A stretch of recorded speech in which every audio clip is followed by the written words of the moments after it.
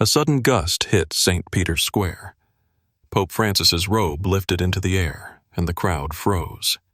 Then, a young unknown seminarian stepped forward and did something no one expected.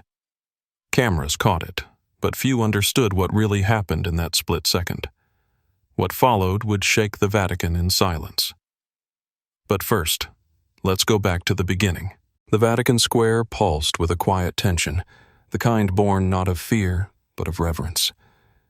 Beneath the towering facade of St. Peter's Basilica, history hung heavy in the air, and time seemed to slow its breath.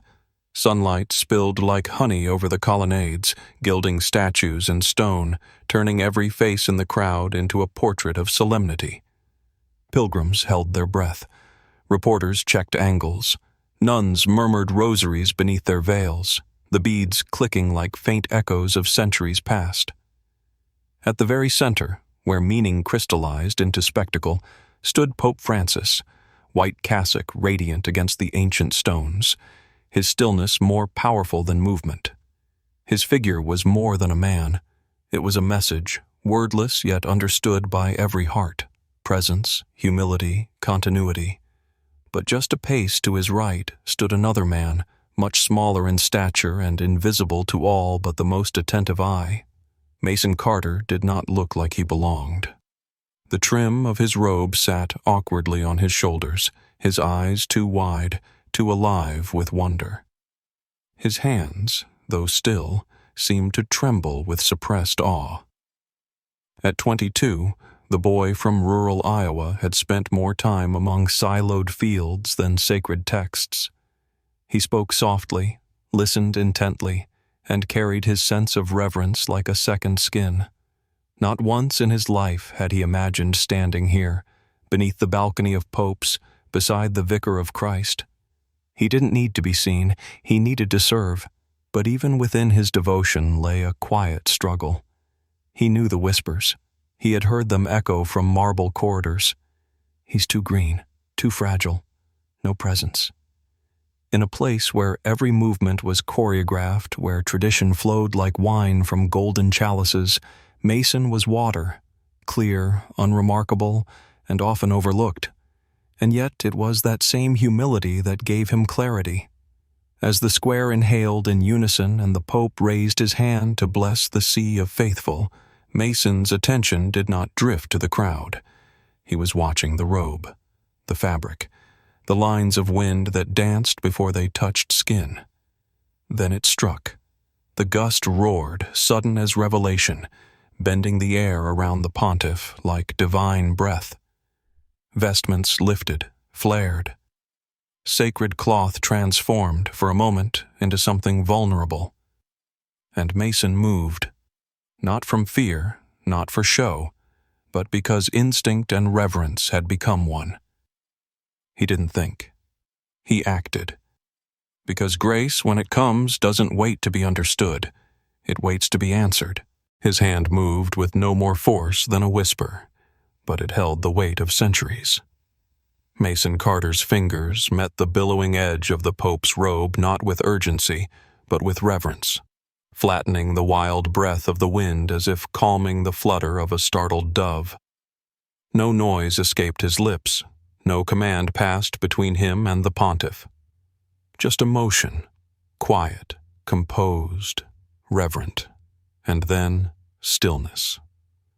The moment passed as quickly as it had arrived, but something in the world had tilted. The crowd did not stir. The choir did not falter.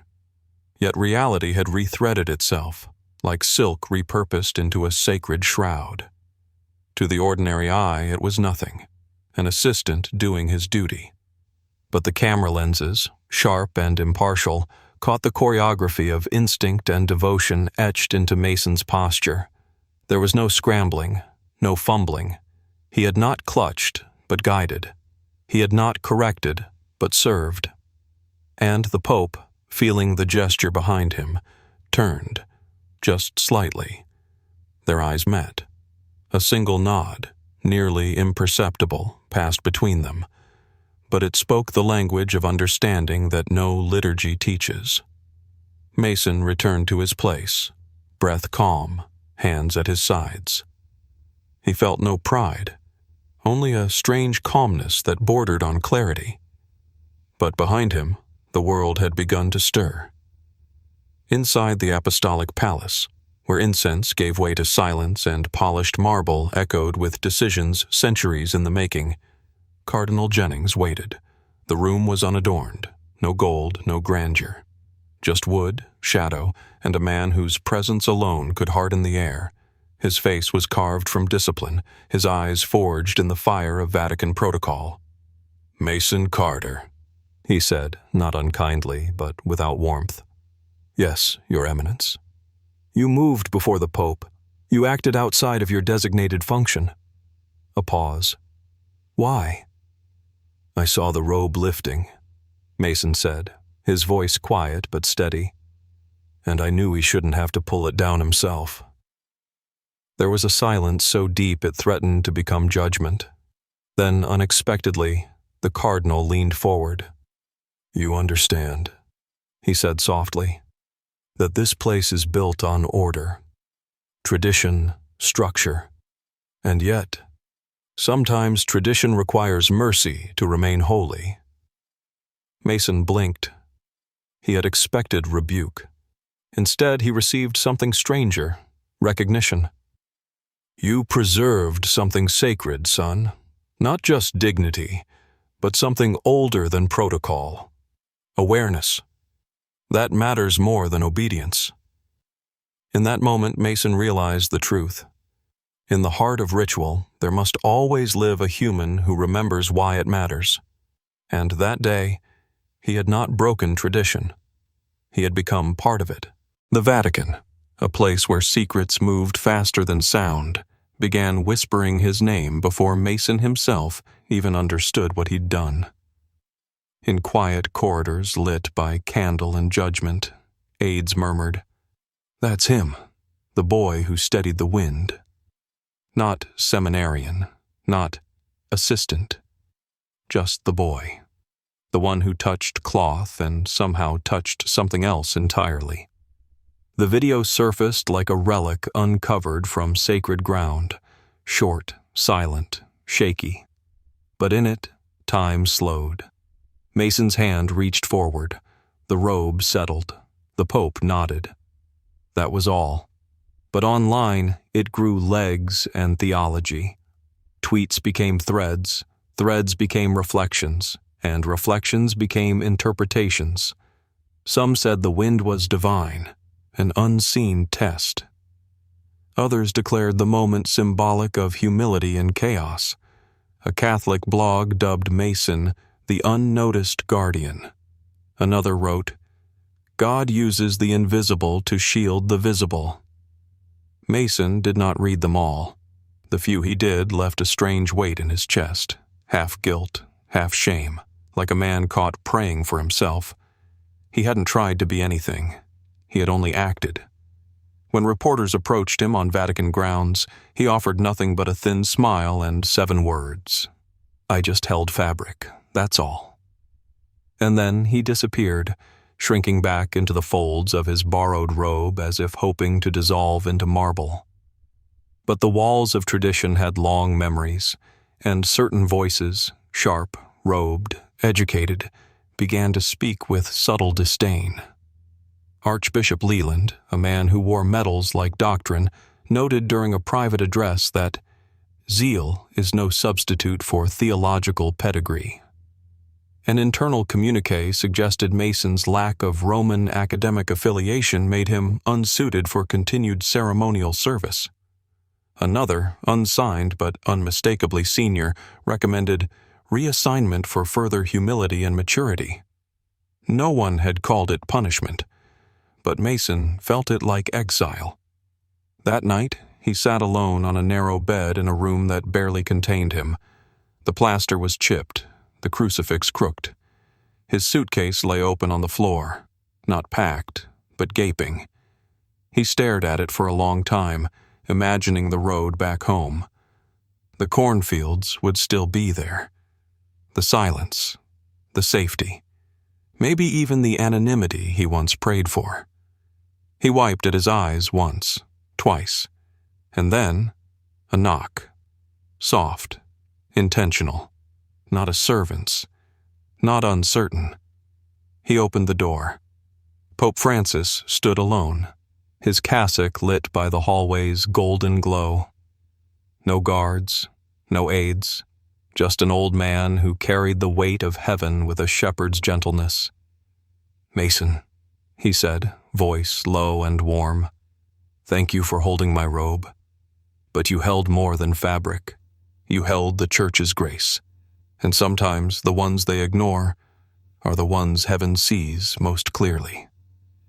And in that quiet moment, something that had nearly broken began to burn again, not with fury, but with quiet fire. The marble colonnades of St. Peter's stood unmoved, their ancient shadows cast like silent sentinels upon the square. The bells had rung, the incense had curled its way through the crowd like memory made visible, and the cadence of sacred words filled the air with gravity. It was, by every account, an ordinary liturgy, ordered, precise, unyielding in its choreography. Yet beneath the surface, something unspoken trembled. Mason Carter stood once more beside the Holy Father, robed in silence, composed yet still carrying the tremor of days past in the space behind his ribs. He had not expected to be called again. He had prepared himself for exile, for return to obscurity. But here he was. The robe fitted more naturally now, his presence less hesitant, not confident, not proud, but at peace. This time, the wind did not come. The air lay still over the square, heavy with summer warmth, as if nature itself chose to bow in reverence. But in the absence of movement, something even more powerful arrived. As Pope Francis turned to deliver his final blessing, his hand paused mid-air, not in error, but in intention. Without breaking the rhythm of liturgy, he reached outward, not toward the multitudes, but to the young man standing beside him. One weathered hand, aged and soft, descended onto Mason's shoulder. It was a gesture with no rubric, no script, no canon law, but it was unmistakable and undeniable. The square didn't erupt in applause. It didn't need to. Reverence demands no noise. But the cameras caught it. The moment of touch. The Pope's fingers curled gently over the shoulder of one who had once been deemed unremarkable. The photo emerged hours later. A hand on white cloth, a hand on a shoulder. No one looked at the faces. They didn't need to. The image spoke. Connection, recognition. Grace passed from one soul to another, not through words, but through weightless touch. It circled the world. Catholics shared it. Atheists reposted it. Poets captioned it. A theologian wrote, "This is how the Church heals itself, not by edict, but by gesture." And for Mason, it wasn't vindication. It wasn't triumph. It was confirmation that in a world built on marble and memory, the softest moments write the deepest truths. No name was carved, no plaque installed, but something eternal was inscribed in that instant. Not a blessing spoken aloud, but a benediction felt.